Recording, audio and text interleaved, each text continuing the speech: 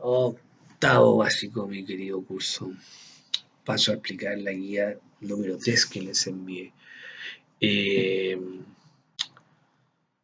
lo primero que les voy a decir es que se suscriban al canal porque probablemente no suban todos los videos que estoy subiendo a diario. Entonces les subí a ustedes un video sobre el arte del Renacimiento que estaba pendiente en dos videos. Eh, y les subí uno de Nicolás Maquiavelo, para que no tengan que solamente depender de lo que el colegio suba por la página. Bueno, estoy subiendo videos así que de las clases en Screenplay, no sé cómo se llama, pero bueno, así que ahí están las clases si ustedes quieren verlas. Ojalá que se suscriban porque tengo dos suscritos y los dos son de cuarto medio y nada más, así que están muy flojitos. Ya, en la guía 3 se trata principalmente sobre la reforma religiosa.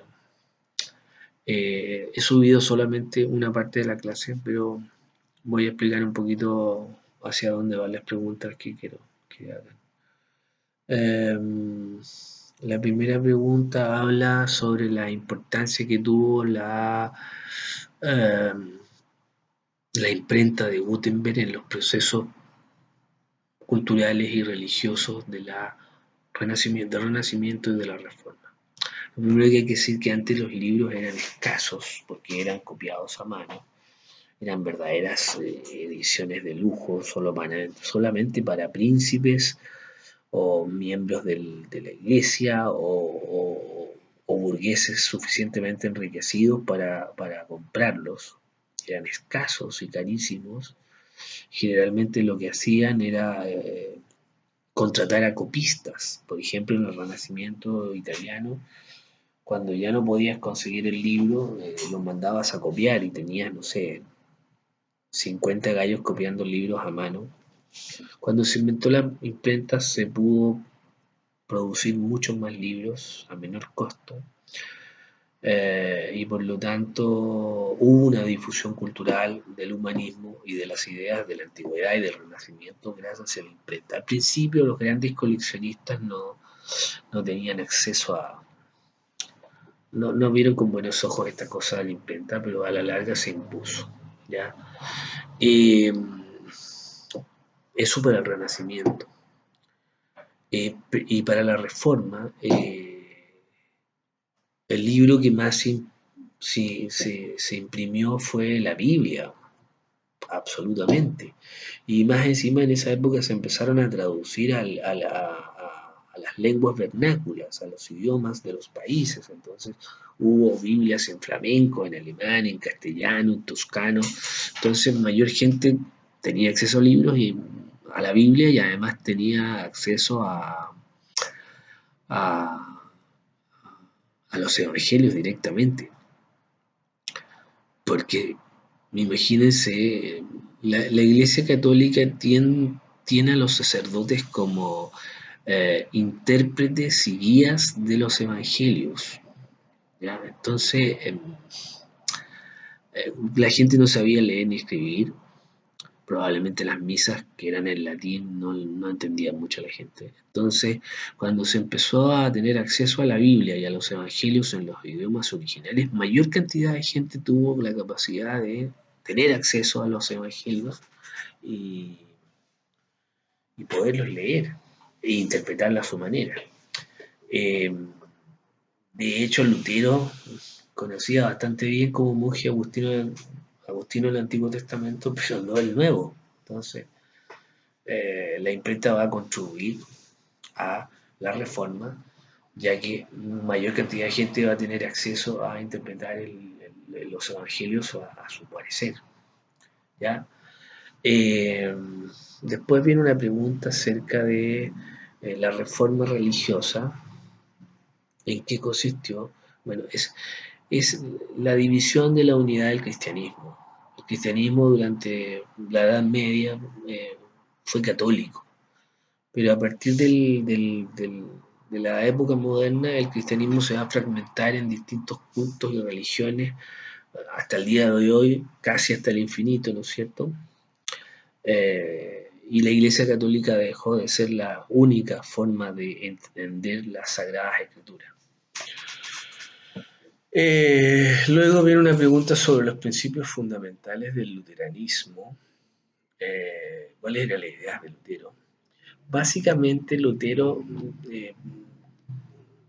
plantea que en realidad la fe no es, o sea, perdón, la fe es el único vehículo de salvación. Es decir, es un don divino y basta con la fe. Los católicos piensan que además de la fe están las obras y también los sacramentos, que son, entre otros, el, el bautizo, la primera comunión, la confirmación, el matrimonio, el sacerdocio, la extremunción. Bueno, todos esos sacramentos eran parte del camino a la salvación. Bueno, Lutero dice, no, esas son cosas tonterías. Lo que vamos a hacer en realidad es, con la fe basta. ¿Ya? Lutero también impone el sacerdocio universal. Cualquier persona que tenga acceso a la Biblia puede interpretarla a su manera, no necesita un sacerdote para que se la interprete, que tiene que ver con la pregunta anterior. Eh, eh, Saca el culto a María. María ya no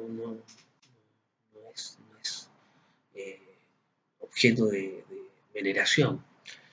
Saca las imágenes de las iglesias, ya no se le reza a las culturas, a las figuras de yeso, sino que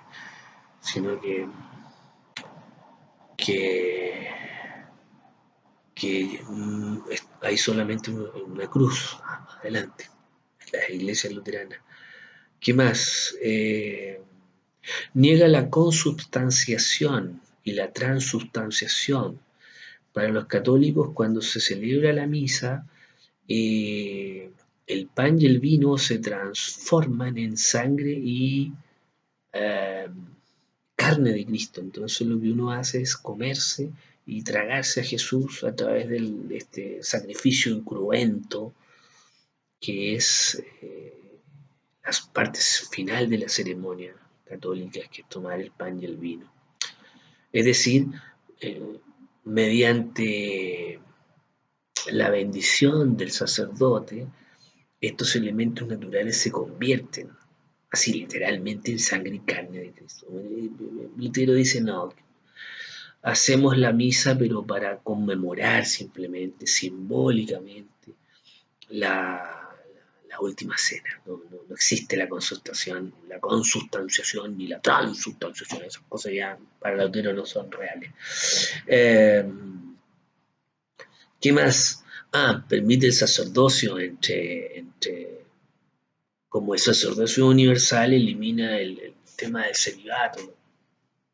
Ya, se pueden casar. ¿Qué más? ¿Qué más era? Um, creo que eso es. Creo que eso es. Um, Luego viene una pregunta que el mapa sale más abajo, pero lo que quiero es que me ubiquen qué países se reformaron, a qué religiones. Eso debe estar en el libro, así que si les falta ayuda ahí, búsquenla en el libro, pero les digo, eh, ¿qué países permanecieron católicos? Irlanda, España, Francia, Austria, eh, Polonia. Esos países van a permanecer católicos a pesar de la reforma. Y los países que se van a convertir a las nuevas religiones son al luteranismo, seguidores de Lutero, va a ser algunos principados alemanes, algunos principados alemanes se van a convertir al cristianismo y Suecia, Noruega, Finlandia, todos esos del norte de Europa, de la península escandinava, todos se van a convertir al luteranismo. Serán países, hasta el día de hoy son países con mayoría luterana. Francia en algunas regiones se va a convertir al calvinismo porque Calvino es francés. Algunos cantones suizos también se van a convertir al calvinismo. Eh, Holanda se va a convertir al calvinismo, por eso la tesis de Max Weber de que el capitalismo tiene su origen en la reforma religiosa. ¿Ya? Y Inglaterra va a convertirse de manos de su rey, Enrique VIII, al anglicanismo. Turquía y el norte de África, ustedes son Allah Akbar, y Europa Oriental, incluida Rusia, son griegos ortodoxos. Ah, así que eso que les conté, lo ponen mapa con colorcitos, no sé cómo usted prefiera. Puede ponerme los católicos en rojo, los luteranos en azul, los calvinistas en verde y así. Ya, ahí le dejo su creatividad. Y les dejo una tarea, tienen que ver la película de Martín Lutero. Está en YouTube, así que no pueden sacarse el pillo, porque por último la ven en el celular. La película Martín Lutero, que es del año 2003. Actúa como Lutero, un gallo súper buen mozo, porque Lutero no era tan buen mozo, que se llama, que hizo la película de Shakespeare enamorado. Bueno, ustedes son chicos, capaz que ni sepan cuál es esa película, pero es la película del 2003, porque hay un docu. Sale, uno pone Martín Lutero película y es una película más o menos larga. Pero véanla, porque en realidad explica bastante bien. Es una película que la financió la comunidad luterana, así que explica bastante bien el tema de Lutero. Y yo les pregunto, ¿qué personajes aparecen ahí en esa película que son relevantes para eso?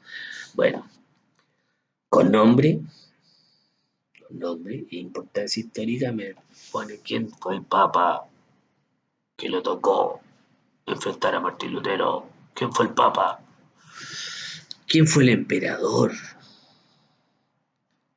y quién fue el príncipe que lo protegió. Por ahí va la cosa. Papa, príncipe y emperador. Porque si Lutero no hubiera tenido de amigo al príncipe habría estado pero frito. Ya. Vean la película, está en YouTube, no se la pueden, no se pueden hacer los lesos. Suscríbanse a mi canal, aprendan un poco de historia. Ya, se los dije, así que tienen que trabajar. Ya, los quiero mucho, que estén muy bien. Un abrazo así apretado, nos estaremos viendo.